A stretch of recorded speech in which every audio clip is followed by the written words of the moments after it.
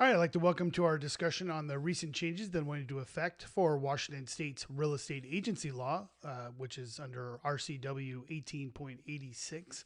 I am One Realty's designated broker, Brian Gass, and I want to thank you for joining me.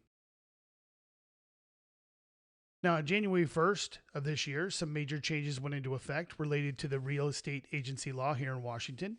In fact, it's the biggest change into the law in its 26-year history. Now, intended to increase transparency and consumer protections, there are four areas of the law that are affected: the creation of the brokerage services agreements, changes to dual agency, the expanded duties owed by brokers, and the real estate brokerage in Washington pamphlet was updated. The brokerage services agreements that were created, they're required. New definition of them were added to the RCW.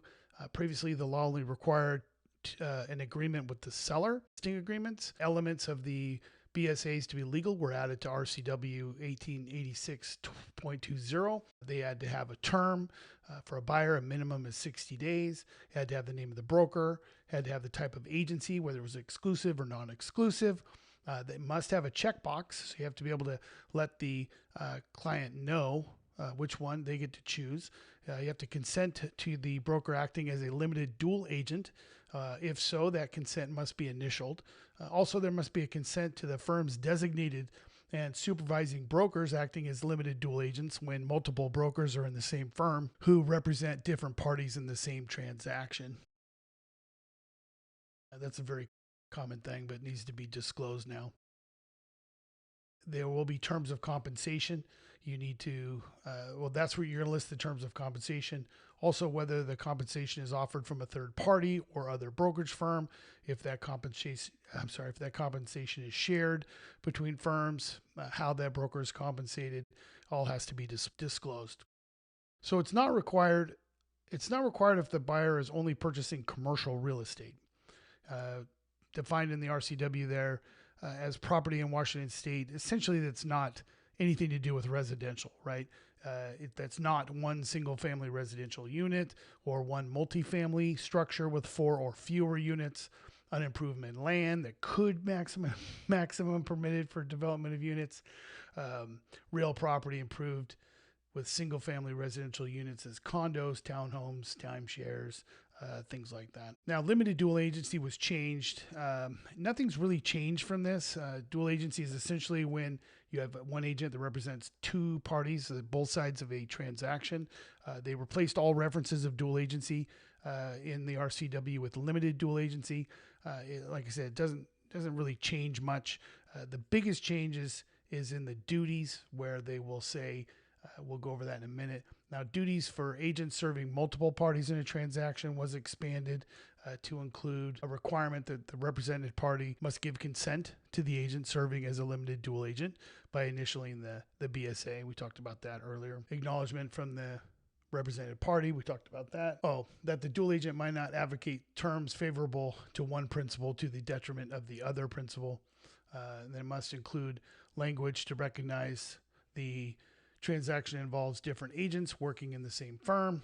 This is the things that we covered in the BSA, the elements for the brokerage services agreements. Law of Real Estate Agency pamphlet was updated to include all the additional duties, and the name was changed to the real estate brokerage in Washington. They did expand the duties owed by brokers. So duties owed by brokers to the principals that they represent largely didn't change. You have your loyalty, confidentiality, and you have your disclosure, plus seek expert advice over things that the agent is not an expert in. Make a good faith and continuous effort to find properties if you're a buyer, and find a buyer for a seller if you're a duties owed by brokers. They did expand them to all parties in the transaction. So previous duties were just owed to a specific party, right? Either your seller or your buyer. Now they're going to say that there's certain duties that are owed to all parties, right? That you got to disclose things that are, reasonable skill and care, deal honestly and in good faith, right? Everything you see here. Timely present all written offers, disclose all existing material facts, right? These are things that even if you represent your seller, if you know that your seller is hiding something and you know it as an agent, you have always been able to disclose this. Now they just kind of put it in writing. You do have to provide the pamphlet to everybody that the broker represents services to. We have to disclose in writing any conflicts, things like that. That biggest change for the limited dual agency for everybody here is in that somebody limited dual agent may not advocate. Everything else that terms the duties are favorable going to be one principal largely going to be the detriment of same. the other. This is going to be the big hang up for anybody that thinks they can do a The dual change agent deal in the law because did technically you're require- not going to be able to or do did come up and anything do that a has change to do with with our pamphlet. price. The pamphlet's or going to negotiating require an inspection inspection to to reestate. all that's going to have brokerage in Washington. They wanted it's to gonna be make a it zero-sum kind game. of cleaner, more common language for people to understand. You do still have to give it to somebody if they're in commercial, but people should be able to get this all the time. I will say that, adding specific agreements for buyers is huge because although buyer agency has been around since the law was developed in 1996, there was no real specific agreement for buyers. So it's going to be big here. It's going to work out. It's going to take a while to get people used to it, but it doesn't, buyer agency wasn't clearly articulated in the beginning. Still to this day, some people don't know who represents who, especially in dual agent deals. How brokerages are compensated is another thing.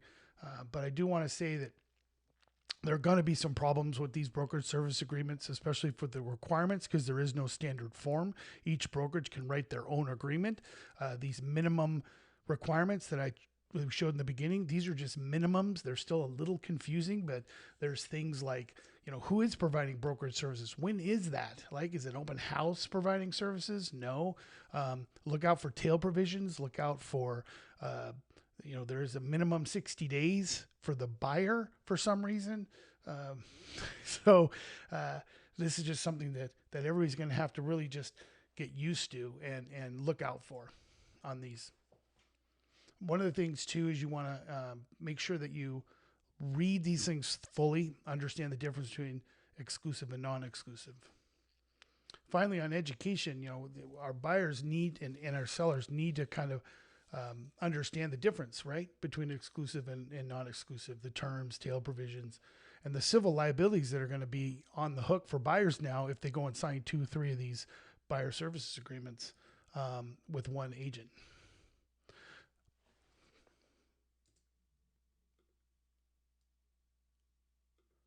And then the buyer behavior is going to need to kind of change a little bit and understand that, you can't just run around, and if you're under one of these buyer agreements, you can't be going to open houses. You can't be making phone calls, calling around to listing agents, calling around to other agents and asking about what the heck's going on with these different deals, because you are represented by one person now that you've signed, and you do these other agents a disservice by using up their information, but you also are doing your agent a disservice by you bringing these other people into the deal. All right, that's going to be enough for us today. Again, this is Brian Gass. I'm the designated broker for One Realty. For any questions you might have or for more information on the new brokerage services agreements or anything else related to real estate agency in Washington, go to WashingtonAgencyLaw.com. Reach out to us at One Realty at any one of our phone numbers here or any of our social media. Until next time, remember there are many asset classes that you can put your money in, but only one of them that you will call home.